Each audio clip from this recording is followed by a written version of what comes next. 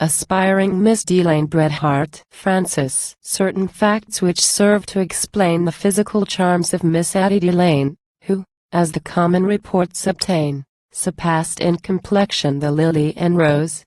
With a very sweet mouth and a retrousse nose. A figure like Hebe's, or that which revolves in a milliner's window, and partially solves that question which mentor and moralist pains, if grace may exist minus feeling or brains. Of course the young lady had beaux by the score, all that she wanted. What girl could ask more?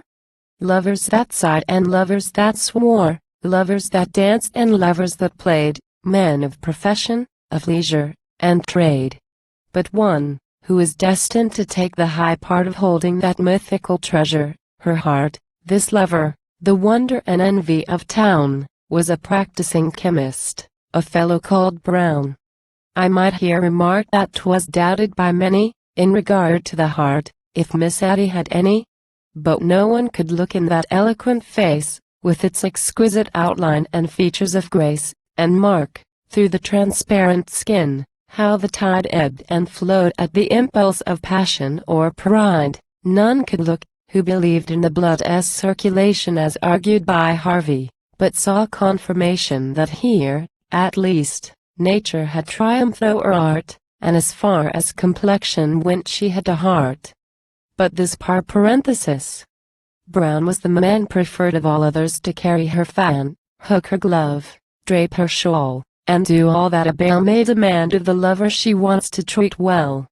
Folks wondered and stared that a fellow called Brown, abstracted and solemn, in manner a clown, ill-dressed, with the lingering smell of the shop, should appear as her escort at party or hop.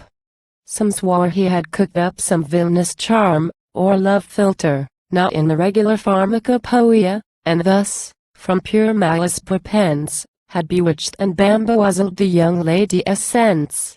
Others thought, with more reason, the secret to lie in a magical wash or indelible dye. While society, with its censorious eye and judgment impartial, stood ready to damn what wasn't too improper as being a sham. For a fortnight the townfolk had all been agog with a party, the finest the season had seen, to be given in honor of Miss Pollywog, who was just coming out as a belle of 16. The guests were invited. But one night before a carriage drew up at the modest back door of Brown's laboratory, and, full in the glare of a big purple bottle, some closely veiled fair alighted and entered. To make matters plain, spite of veils and disguises, 'twas Laine. As a bower for true love, 'twas hardly the one that a lady would choose to be wooed in or won. No odor of rose or sweet jessamine sigh breathed a fragrance to hallow their pledge of troth by, nor the balm that exhales from the odorous thyme. But the gaseous effusions of chloride of lime, and salts, which your chemist delights to explain as the base of the smell of the rose in the drain. Think of this, O ye lovers of sweetness, and know what you smell when you snuff up Lubin or Pinot. I pass by the greetings, the transports and bliss, which of course duly followed a meeting like this, and come down to business, for such the intent of the lady who now o'er the crucible leaned, in the glow of a furnace of carbon and lime, like a fairy called up in the new pantomime, and give but her words, as she coyly looked down in reply to the questioning glances of Brown. I am taking the drops, and am using the paste, and the little white powders that had a sweet taste, which you told me would brighten the glance of my eye, and the depilatory, and also the dye, and I am charmed with the trial. And now, my dear Brown, I have one other favor. Now, ducky, don't frown, only one, for a chemist and genius like you, but a trifle, and one you can easily do. Now listen, tomorrow, you know, is the night of the birthday soiree of that Pollywog fright, and I am to be there, and the dress I shall wear is too lovely. But what then, ma chère? Said Brown, as the lady came to a full stop, and glanced round the shelves of the little back shop. Well, I want something to fill out the skirt to the proper dimensions, without being girt in a stiff crinoline, or caged in a hoop that shows through one's skirt like the bars of a coupe. something light, that a lady may waltz in, or poke, with a freedom that none but you masculine folk ever know. For, however poor woman aspires, she is always bound down to the earth by these wires. Are you listening? Nonsense. Don't stare like a spoon, idiotic. Some light thing, and spacious, and soon something like, well, in fact something like a balloon. Here she paused.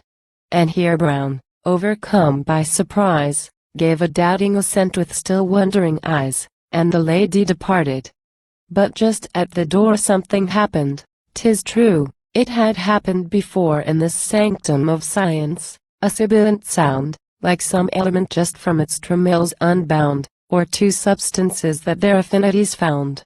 The night of the anxiously looked-for soirée had come, with its fair ones in gorgeous array, with the rattle of wheels and the tinkle of bells, and the how do ye do-s and the hope you are well-s, and the crush in the passage, and last lingering look you give as you hang your best hat on the hook, the rush of hot air as the door opens wide, and your entry, that blending of self-possessed pride and humility shown in your perfect breed stare at the folk, as if wondering how they got there, with other tricks worthy of Vanity Fair.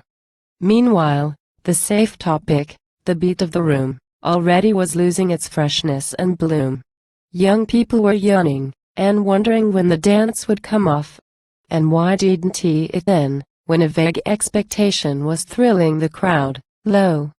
The door swung its hinges with utterance proud, and Pompey announced, with a trumpet-like strain, the entrance of Brown and Miss Addie Laine.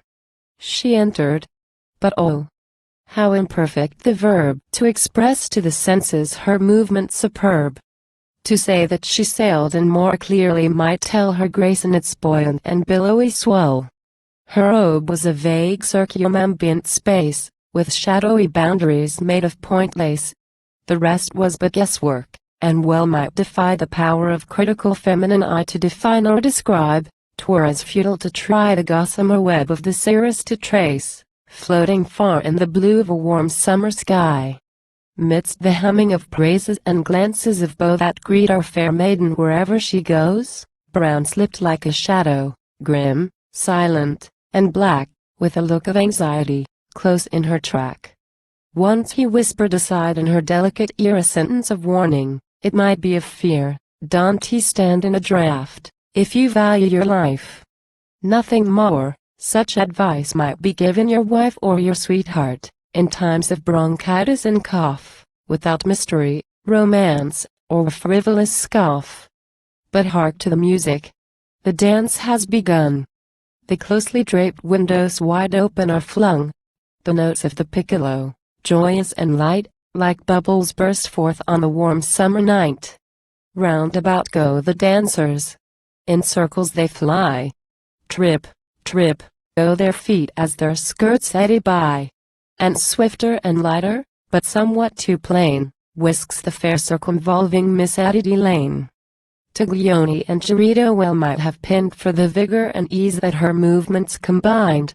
Ian Rigelbotch never flown higher her robe in the naughtiest city that is known on the globe.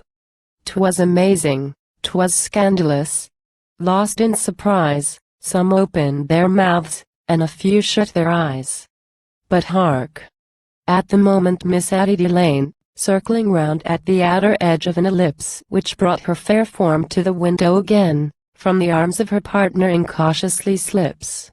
And a shriek fills the air, and the music is still, and the crowd gather round where her partner forlorn still frenziedly points from the wide window sill into space and the night. For Miss Addie was gone. Gone like the bubble that bursts in the sun. Gone like the grain when the reaper is done. Gone like the dew on the fresh morning grass. Gone without parting farewell. And alas! Gone with the flavor of hydrogen gas. When the weather is pleasant, you frequently meet a white-headed man slowly pacing the street.